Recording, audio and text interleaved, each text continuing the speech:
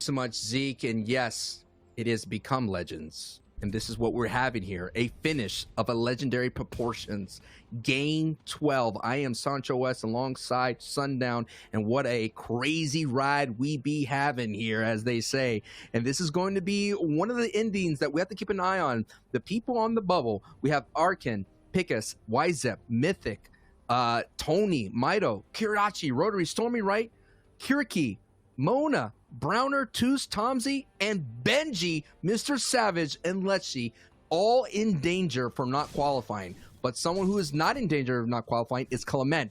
But they have a strong opportunity, Sundown, to get that first place. Yeah, they're within the top 4 teams, currently sitting at a 94% chance to really take home the title. About 5% then belongs to the 5th place team, and then everyone else is, well, really much on the outside looking in, looking to toss not only a Hail Mary, but whatever other sports analogy or religious thing you need to toss in there to just say you need one heck of a game. But we'll see for the first time in a while, Benji, Savage, and Lechi queenly and succinctly clean up that Doom's Domain fight, fully eliminating that other trio, being the first one who is out. So Raisin, Aqua, and Noah Rila will be completely done with their tournament now. And you're seeing the format kind of popping up right here, no doubt. We're going to bring you a replay as soon as it's ready, coming out the oven. We're talking about fresh bread type replays. There's a format, Victory Royale, 25 points. Second place, 20 points. Third place, you get 16 points. Anything between 4th and 17th, 1 point will be awarded for you. Each elim is 1 point, and we're seeing that is why placement points are so important right here. They only get doled out to 17th place, and we're seeing that that's basically really close to in-game situations.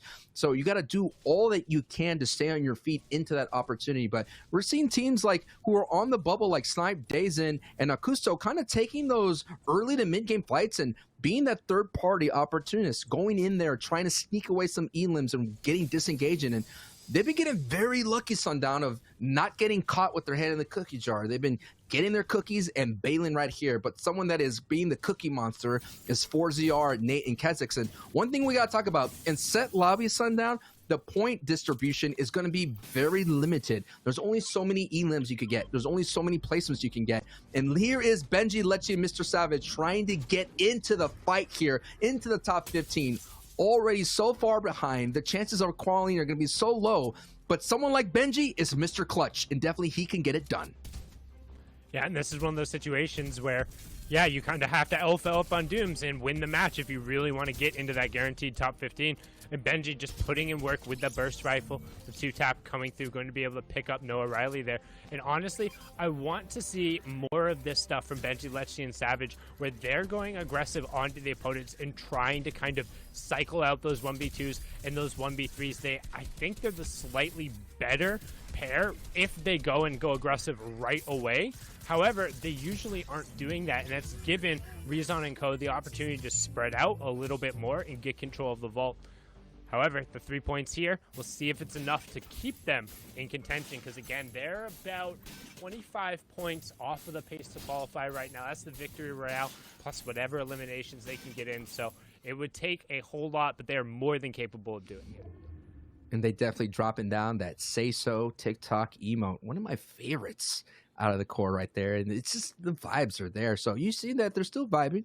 They get a big time. And again, it's always the last envelope that you leave. Game 12, you know, Aqua and Noah Riley have been doing really well. But finally, game 12, it is Benji, Savage, and Lechi able to walk away from that. And now we're on board, flying right over Mongrel here, Tayson and Mitro.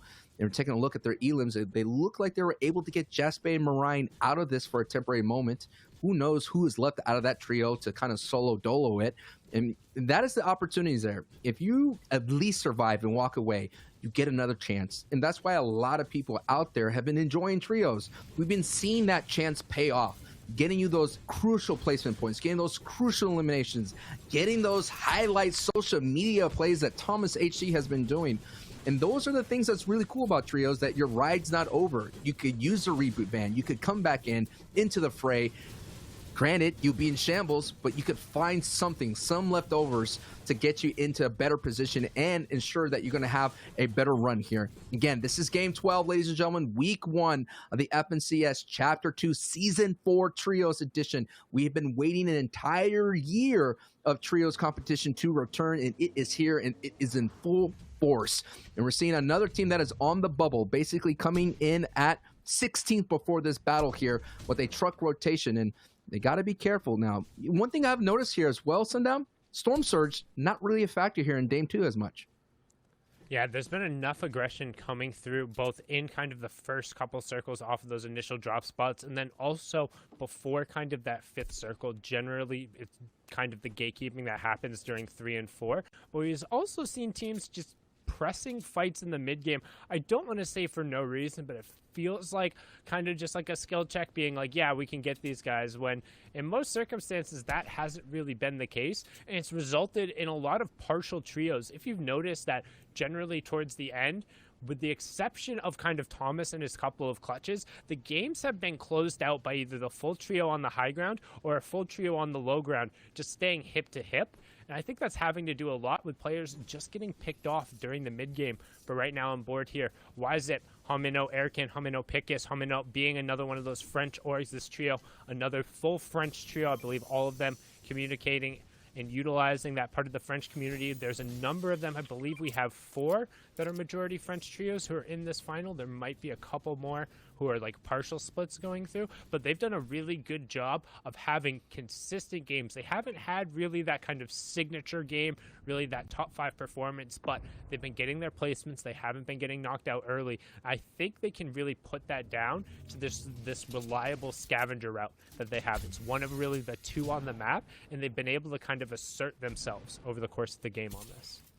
And we're seeing Dazen and Kuso again. It's like, I just feel like every time we're tuning into them, Sundown, they're in completely different areas. They're just kind of flexible with their fights, and they're doing their best to kind of close this out as well. They're definitely very comfortable with this Storm fight. We're talking about 12 games across the board. They know their opponents. They know the switches that they've been doing. They can kind of read the chessboard right in front of them. But it's a very important right now in Game 12, the last opportunity to accrue points. And considering this team is literally at 15th place, they have to be careful. And already the disengage has already happened from that team out there, that Swag, Snap, and Miro, who are in 22nd place. So that is one of those squads they know that, hey, we need to not mess around. These couple of points are not going to get us into that threshold of the top 15.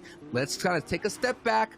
Let's kind of look for more placement points and hopefully that Victory Royale, because that Victory Royale definitely will get you into that conversation of best barely squeaking in. And you talking about rats looking for cheese, Sundown, they're going to try to get it as much as possible. Yeah, and just trying to find whatever resources on the side. Again, we talk about kind of those desperation plays and what you need to do in the final game.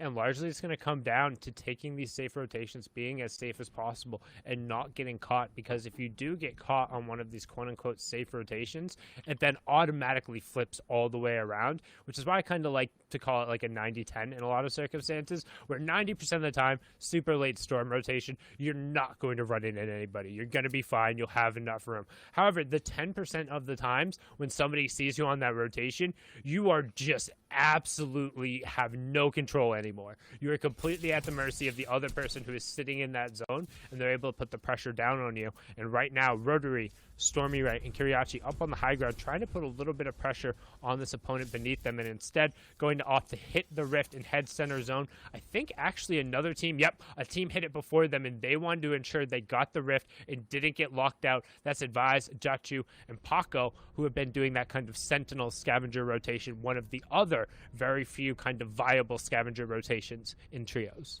And Jachu, Paco, and Advise are that 5% chance of walking away with the #1 spot here in Week 1. They have an opportunity to do that, but they definitely have to get the Victory Royale. Toos right now, Browner and Tomsey are trying to change their stars, and you could go ahead and cue the Duel of Fates right now, because this is going to be an opportunity that if they come out on top here, they'll be able to qualify, but they're going to have a long road ahead of them. But you got to start somewhere. You got to put one foot in front of the other. And Toos, Browner, and Tomsey, who have not had a strong opportunity out of Steamy Stacks, look like they decided to pull down south just a little bit and push the team down in dirty docks. And that might be a fruitful opportunity, because right now this squad going into this fight 20th place with only 67 points, and the team that we saw there that were in that took that rip of Stormy Right, Rotary, and Kiriachi right ahead of them, right behind them actually by a couple of points. So we're seeing the bubble teams kind of dedicatedly, making sure the bubble doesn't burst right now in the early game, Sundown.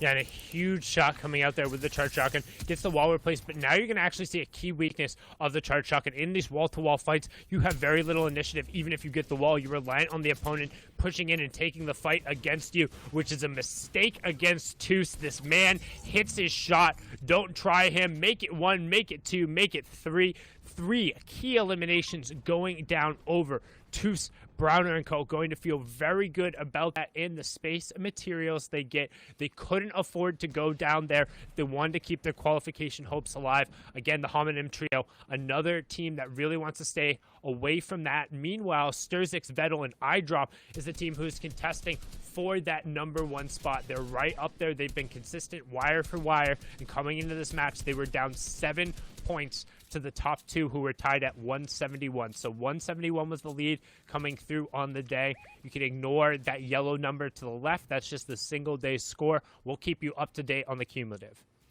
And here it is. Storm Surge finally makes an appearance. They are 62 below. Everybody playing it slow. Everybody making those safe rotations, as you're pointing out. And this is where it's going to rear its nasty head. The Storm Surge does so much damage to the passive teams. And Sturzix, Vittel, and iDrop are one of those passive teams. When you VOD review, you watch them closely. This is the puzzle that they always have to figure out in this situation. Where do we get our tags? They use the rifts very intelligently, and this is why they're so far into this rotation, because they were able to get to that rift coming out of Lazy Lake. But right now they're in danger as they're getting beamed from up high, and down goes Sturzix. Sturzix goes down. The 14-year-old coming from Playwell Esports is in trouble, and luckily he does have his squad right now playing hip to hip and saying, I got your back, brother. I'm going to go ahead and get the revive. But here it is, Sundown, game 12, and we have a finish that's involving Stark Industries POI. And that's exactly what the players did not want to see. We talk about kind of those classic finishes and what's involved in those and what they need to add to the situation. Well, those rapid changes of verticality, those big mountains, those unterraformed lands, when you end up with kind of that concave surface that you can't catch yourself off of, it makes it that much harder. And if you rely on the zip lines, all these players are good enough to focus you. And right now, Sammy, Kajui, and Dennis trying to focus in on this fight. They are above the Storm Surge threshold, so the onus isn't really on them to be taking this, but they want the elimination points that come with it. They've had a great second day, and that snipe into the immediate swap was fantastic. Knowing that Storm Surge is in play right now, he's trying to close the gap and get one of those maximum finishes onto the player. He has both the pump and the snipe. He's looking to try and find the finish. They have it there. They're throwing him away. They should shake down and then put a snipe into this. A pump will be not awful, but okay, they get the 2 AR tags as well. Still not all the way over the top, but they've done enough damage to where it shouldn't be too much of a threat for them. The other team is going to look to disengage, and Browner saying, nope, we want no part of that anymore.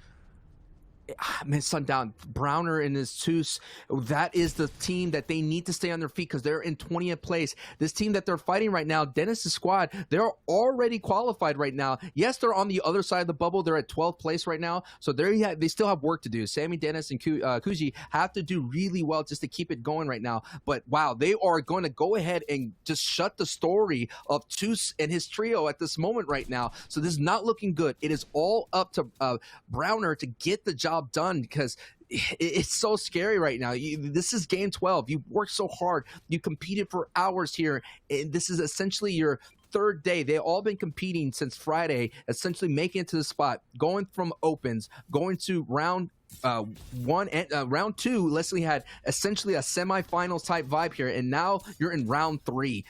Man, I just cannot believe that you're going to go down just a couple of points and risking it by changing up your POI. And that is why the full retreat is on, and that is why Browner is doing all that he can just to hold on for his trio. And it's not enough. He gets knocked. Luckily, there's one more up, but no, this is not looking good, Sundown. Not at all for Toos. I mean, but the story of the day has been the Lone Ranger antics, and Toos takes the storm fight, says this is what we do best, pushes forward, gets the siphon when he needs it, gets a tag on the Kujui as well, getting some help over on the side. That's the second one he's going to convert on, and that was Nakor's? Who was over there? Was that a secondary, I think? Unless I missaw that. Denis going down again there, and another siphon coming through, and all of a sudden, Toos making the plays he needed to make. He's getting some help over on the side. Kujui also going down. I'm not sure if Toos actually ended up getting the siphon. Would have needed to see if he took the damage there, but he's going to be the one walking away from it, at least for now. We're going to swing on board here to Benji, Lecce, and Savage, who are doing their best to tunnel in. You can see some excess mats coming out from them, so likely we're able to just pick up an elimination. Now they're going to use whatever they can to kind of dead side rotate into the zone. Nobody else is over there right now. We will see Toos fall in the elimination feed.